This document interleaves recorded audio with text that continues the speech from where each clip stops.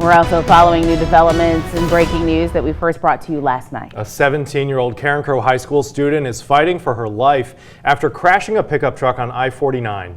It happened just north of Gloria Switch Road. Carencro police say the girl lost control and the truck flipped over several times. The girl was apparently not wearing a seatbelt and was ejected from the truck.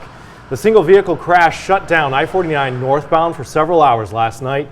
At last check, the teen is hospitalized in critical condition.